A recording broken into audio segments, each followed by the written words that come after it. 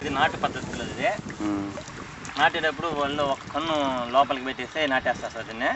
అందువల్ల అది ఏం చేస్తుంటే ఏర్లు దింపుకునే శక్తి కూడా లేకుండా ఏదో వాటికి శక్తి కాడికి ఇది అవుతాయి. తర్వాత వచ్చి పిలకలు పెట్టే అవకాశం కూడా ఒక కన్ను పూడిపోతుంది కాబట్టి రెండో కన్ను నుంచి పిలకలు పెడతాయి. తర్వాత వెన్ని విషయాలకు వస్తే కూడా ఏదో కొద్దిపాటి నుండి వాటి శక్తి కాడికి పెడతాయి సార్. తర్వాత ఈ డ్రమ్ షెడర్ పద్ధతికి వస్తే మేము ఆరుతడి పంట కాబట్టి రూట్స్ బాగా దిగుతాయి, ఏర్లు పిలకలు పెట్టే అవకాశం ఉంటుంది. ఒక్కొక్క గింజకి 9 పుట్టాయి సార్ పిలకలు, 9 నుంచి 11 దాకా కూడా పుడతాయి. ఇక్కడ మనం 5, 6 గింజలు పడతాయి.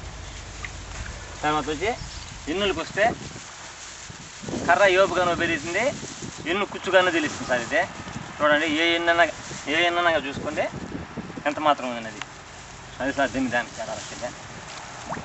మ్యాక్సిమం ఎకరా వచ్చి 40 బస్తాలు 50 బస్తాలు తగ్గ సార్. ఇది రూట్స్ బాగా దిగుతాయి కాబట్టి పౌష్టికంగా తూర్పానికి లైన్స్ వస్తాయి, సూర్యరశ్మి కిరణాలు గాలి బాగా సోకుతుంది మనకి.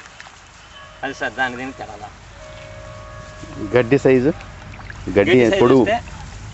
గడ్డి వస్తే అది దీనికి 50% తేడా ఉంటుంది సార్.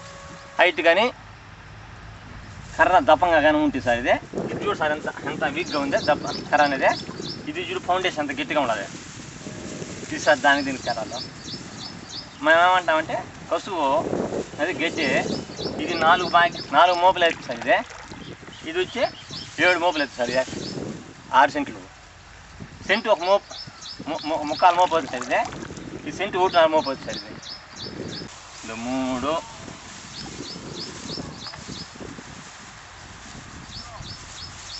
4 ఇది ఈసారి గింజలు దీంట్లో పడినట్టువే 6 గింజలు పడినాయి సార్. కుచ్చుకో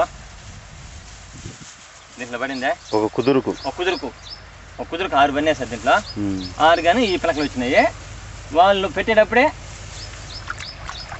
ఎన్ని పెట్టుంటారు? 1, 2, 3, 4, 5, 6, 7, 8, 9 ఇలా 6 పెట్టినారు సార్. ఇలా 6 పెట్టినారు, 9 వచ్చినాయి సార్ దీనికి. అది సార్ దీనికి తేడా. 14 కేజీలు కూడా సరిపోతాయి సార్ ఫీడ్ అయితే. అది సార్ దీనికి సార్. పంట కాల పరిమితి కూడా వచ్చి ఒక 20 రోజుల్లో మనకు సేవ్ అయిపోతుంది సార్. ఇది ఈ మన డ్రమ్ షెడర్ అయితే ఇదైతే ఖచ్చితంగా 4 నెలలు 10 రోజులు కూడా మనం ఇబ్బందులతో నారు పోసుకోవడం, తర్వాత వచ్చి ఎద్దులు దొరకడం ఏదో ఒకటి ప్రాబ్లం. ఖర్చు ఇది సగం సత్వతనే పని అయిపోతుంది సార్ ఇదైతే. ఎందుకంటే ఏర్లు పైన ఉంటాయి కాబట్టి మనం వేసిన ఎరువు మన దుక్కుని బట్టి పని అయిపోతుంది. ఇది ఎకరా ఖచ్చితంగా 2-3 సార్లు ఎరువులు వేసుకోవాలా.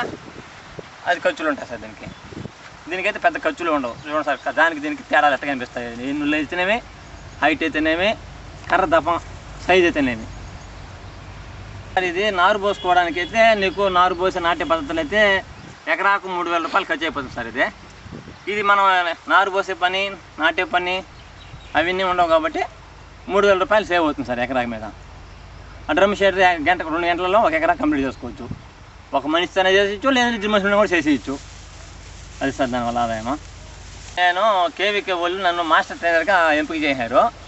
నేను మన మండలం తర్వాత మన జిల్లాలో కూడా ఆడాడ ఇతర మండలాలకు పోయేసాను.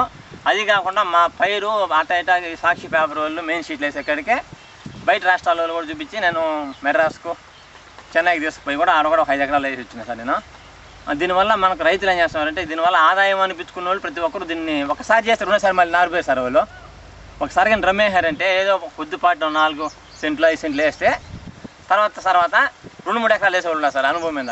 అది సార్ దీనివల్ల విషయంలో డ్రమ్ షెడర్ అయితే ఉపయోగపడుతుంది. అది మా లాంటి సన్న రైతులకు, సన్నకారు రైతులకైతే.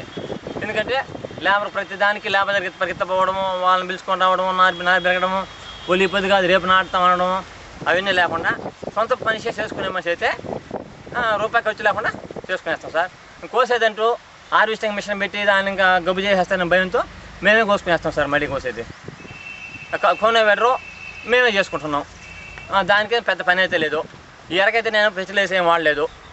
ఇది కలుపు మందులు కానీ అవి ఎంతసేపు అయినా ఆర్గానిక్ ఈ పచ్చి రొట్టెలు అవి వేసుకుంటా ఉన్నాం సార్.